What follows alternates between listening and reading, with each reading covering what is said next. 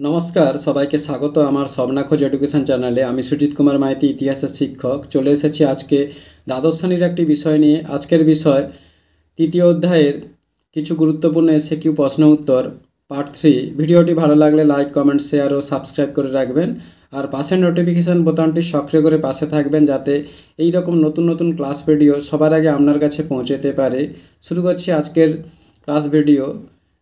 तृतीय अध्यायेर किछु गुरुत्वपूर्ण एसकिউ प्रश्न उत्तर पार्ट 3 की बला हच्छे, के कबे पाँचशाला बंदोबस्त प्रवर्तन करें? वॉरेन हेस्टिंग्स 1772 ख्रिस्टाब्दे बांगलाय पाँचशाला बंदोबस्त प्रवर्तन करें। एरपर सोर ग्रांट बितर्क की लर्ड कर्नवालिसेर भूमि राजस्व बंदोबस्त सम्पर्कित मतामत आहाने राजस्व विभागेर सचिव सर जन सोर जानान जेहेतु मुघल आमले जमीदार छिलेन जमिर मालिक ताई तादेर संगे दीर्घमेयादी जमी बंदोबस्त करा उचित। अन्यदिके कोम्पानिर दलिल विभागेर प्रधान जेम्स ग्रांट बोलेन जेहेतु मुघल आमले जमिर मालिक छिलेन सरकार ताई जमीदार बा प्रजा जे कारोर संगे जमी बंदोबस्त करा जेते पारे, एटाई सोर ग्रांट बितर्क नामे परिचित। एरपर बांगलाय चिरस्थायी बंदोबस्त के कबे प्रवर्तन करें? बांगलाय 1793 ख्रिस्टाब्देर 22 मार्च लर्ड कर्नवालिस चिरस्थायी बंदोबस्त प्रवर्तन करें। एरपर कोन भूमि व्यवस्था जमीदारदेर जमिर उपर मालिकाना सत्त्व दिएछिल? 1793 ख्रिस्टाब्दे लर्ड कर्नवालिस प्रवर्तित चिरस्थायी बंदोबस्त बांगला बिहार और उड़ीसार जमीदारदेर जमिर उपर मालिकाना सत्त्व दिएछिल। एरपर के कबे महलवारी बंदोबस्त प्रवर्तन करें? हल्ट मैकेंजी उत्तर और उत्तर पश्चिम भारते 1822 ख्रिस्टाब्दे महलवारी बंदोबस्त प्रवर्तन करें। एरपर औपनिवेशिक भारते निरिखे सम्पदेर बहिर्गमन बोलते कि बोझो? पलाशीर युद्धेर पर थेके नवाब कड़ार राजनीति करे देवानी लाभेर सूत्रे एवं बैध और अबैधभावे व्यवसा बाणिज्य चालिए इंग्रेज कोम्पानी और तार कर्मचारीरा प्रभूत अर्थ सम्पदेर अधिकारी हय एवं नानाभावे तारा ओई सम्पद इंग्लैंडे चालान करे देय।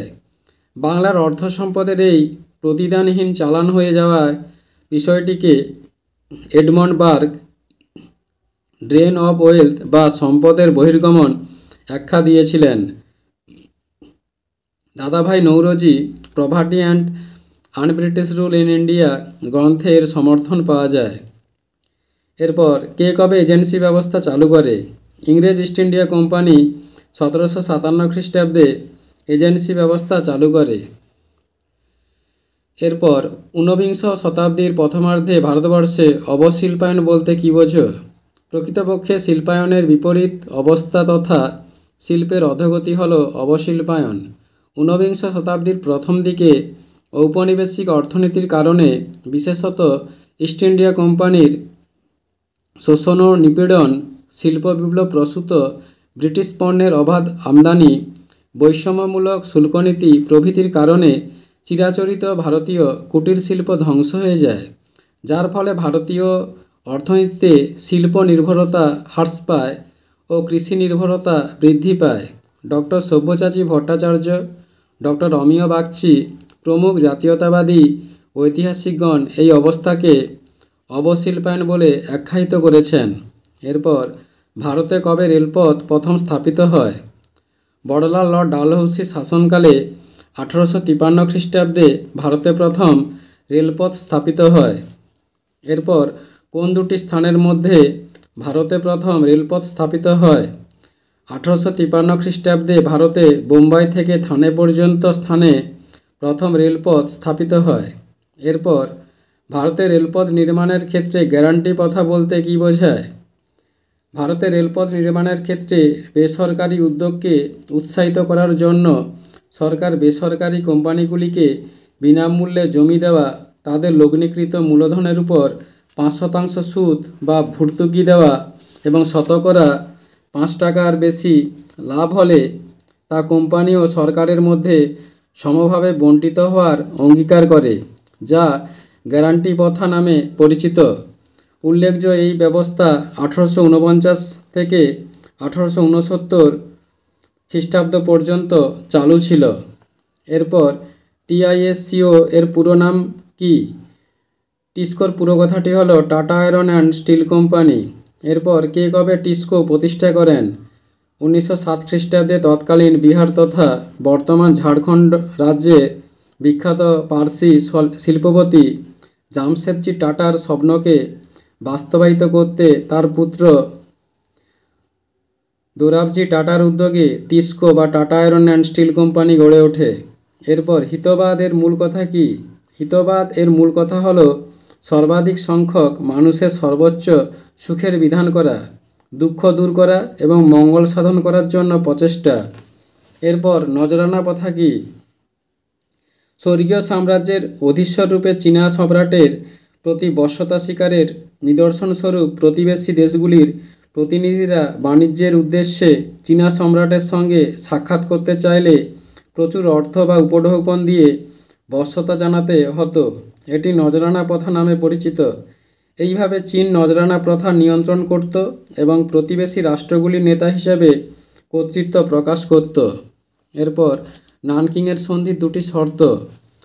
নানকিংয়ের সন্ধির শর্তানুসারে প্রথম, ক্যান্টন, সাংহাই, অ্যাময়, ফুচাও ও নিংপো চীনের এই 5টি বন্দর ইউরোপীয় বণিকদের ব্যবসা বাণিজ্য ও বসবাসের জন্য খুলে দেওয়া হয় এবং 2, এই বন্দরগুলিতে ইউরোপীয়রা নিজেদের কনসাল নিয়োগের অধিকার লাভ করে। এরপর নানকিং সন্ধির ফলাফল কি হয়েছিল? নানকিং সন্ধির ফলে 1, ক্যান্টন, সাংহাই, অ্যাময়, ফুচাও ও নিংপো এই 5টি বন্দর ইউরোপীয় বণিকদের জন্য খুলে দেওয়া হয়। 2, ইংরেজরা হংকং বন্দর লাভ করে ইত্যাদি। এরপর কোহং প্রথা কি? চীনা সরকার অনুমোদিত 13টি বণিক সংস্থা নিয়ে গড়ে ওঠা কোহং নামক বণিক সংঘ ছিল চীনের বৈদেশিক বাণিজ্যের প্রধান নিয়ন্ত্রক। তারা বৈদেশিক বাণিজ্য পণ্যের পরিমাণ ও মূল্য নির্ধারণ করত।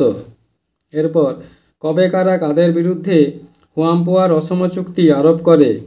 1844 খ্রিস্টাব্দে ফ্রান্স চীনের বিরুদ্ধে হুয়াম্পোয়ার অসম চুক্তি আরোপ করে। এরপর তাইপিং বিদ্রোহ কবে এবং কোথায় হয়েছিল? তাইপিং বিদ্রোহ 1850 খ্রিস্টাব্দে চীনে সংগঠিত হয়েছিল। এরপর কবে কাদের মধ্যে শিমোনোসেকির সন্ধি স্বাক্ষরিত হয়েছিল?